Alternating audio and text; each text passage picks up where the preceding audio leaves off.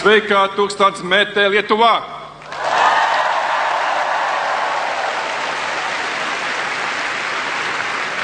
Sveiki Lietuvos žmonės!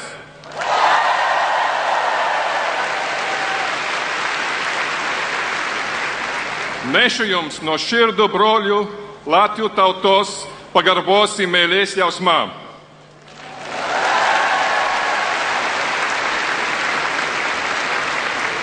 Mūs jungia ne tikai Baltijos jūra, mūša, Nemunelis ir Ventā. Mūs jungia bendras mūsu tautų likimas.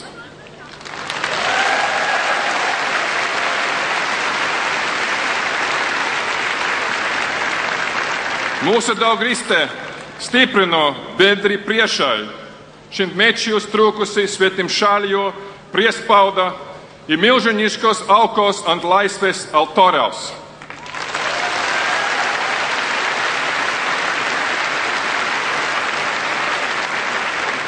Per dainuojančias revoliucijas Baltijos kelią izsausīja barikādos. Mūsu draugiste padėjo išsivaduoti ir atkurti valstybingumą.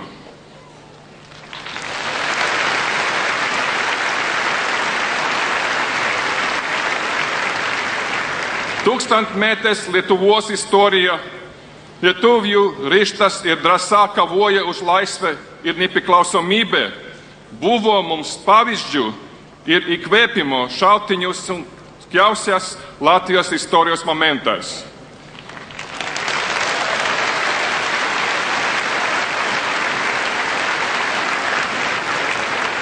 Šimtmečių bėgyje vienintelis dvi gyvas baltų tautas, lietuvius ir latvius, suartino ne tikai nesibaigianti kova už savo išlikimą, bet ir tik artimos kultūras, tradīcijos ir papročiai.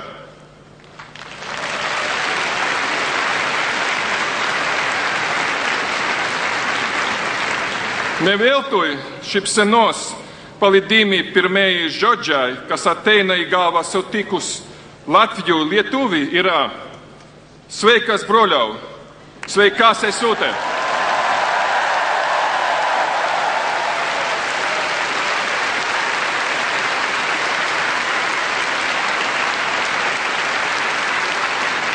Mēs esam broļai un seseris, mēs esam divi broļiškos tautos pergyvenusios sunkiausios istorijos išbandymus ir neatsisakiusios brangiausio, kas mums yra - nepriklausomybės.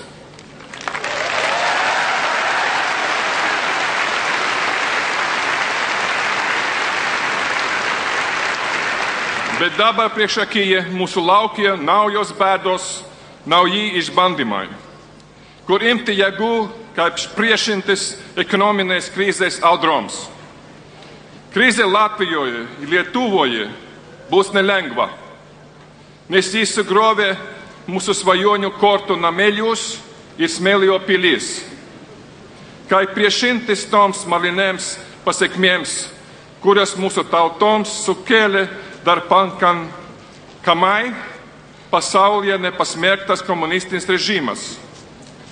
Šis režimas išnaikino mūsų tautų geriausius protus ir dalį genofondo, padarė mus tokiais, kokiais mes buvome paskutiniaisiais dešimtmečiais po nepriklausomybės atkūrimo. Mes nesugebėjome priešintis korupcijai ir protekcionizmui, valstybės ekonomikai bei gamybos ir eksporto plėtros, bendrojo vidaus produkto augimui, nekilnojamo turto spekulacija ir algų vokeliuose sąskaita. Mums patiems reikės rasti jėgų, kad Latvija ir Lietuva dar kartą pakiltų.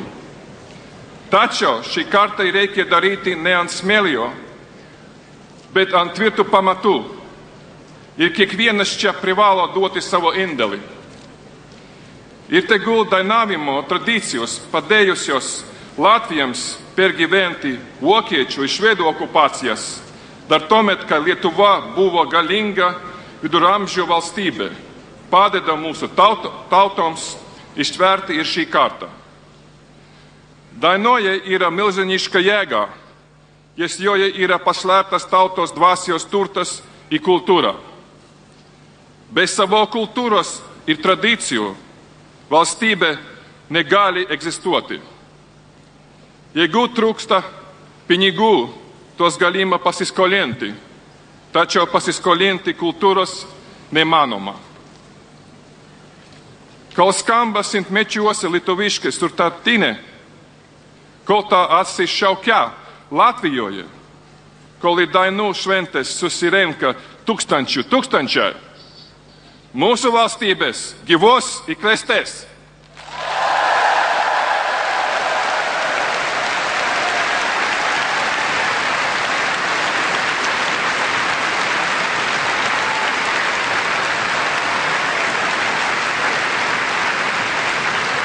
Saulės amžių Lietuvai!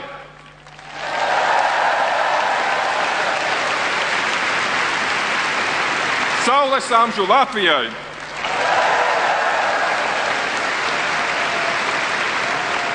Broliai ir seses Lietuvoje, šiandieną mes esame kartu su jumis.